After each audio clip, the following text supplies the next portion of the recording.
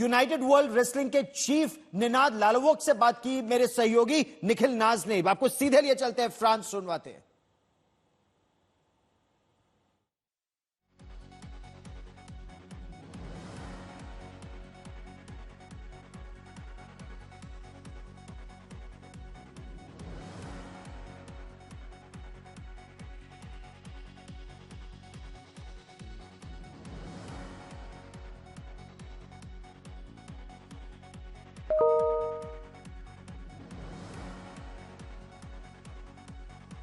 WW, sir, what would you have to say about Vinicius' unfortunate removal from this competition?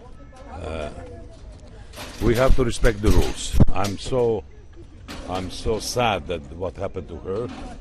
She had overweight, a very small one, but the rules are rules, and the weighing is public. All the athletes are there, and it's impossible to let someone to compete who doesn't make the weight. People are saying that she made the weight on day one and reached the final. If day two she did not, maybe disqualify her from the final but allow her to get that medal because she won fair and square in the first few games? Impossible, because the brackets are changing, everything is changing, and anyway, the rules are rules. Everybody who goes to this continues, they know they have a second weigh in the next day. There has been an appeal. Can anything be done right now? I don't see anything that can be done. The competition continues, and I really don't see that is possible. So some of the Vinesh disqualification is very shocking, and I met Vinesh at the Olympic.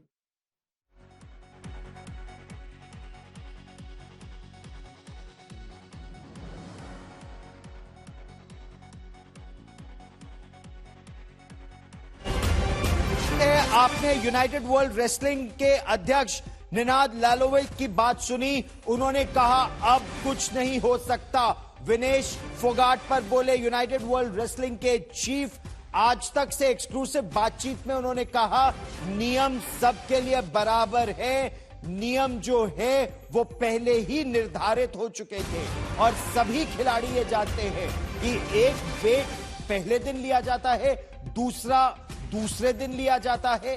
जो नियम है ये बहुत ही पारदर्शी प्रक्रिया है, सबके सामने होती है।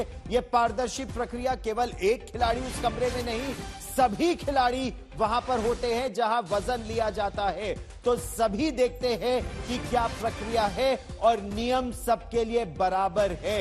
ये बहुत दुर्भाग्यपूर्ण है कि विनेश फोगाट को डिस्क्वालीफाई किया गया है महज 100 ग्राम वजन के लिए, लेकिन नियमों की अनदेखी नहीं की जा सकती। वो जानती थी पहले दिन जो वजन था और जो दूसरे दिन वजन था दोनों में अंतर था, चाहे वो केवल 100 ग्राम उनका निर्धारित वजन से ज्यादा बढ़ा था, लेकिन नियमों के दायरे के बाहर था।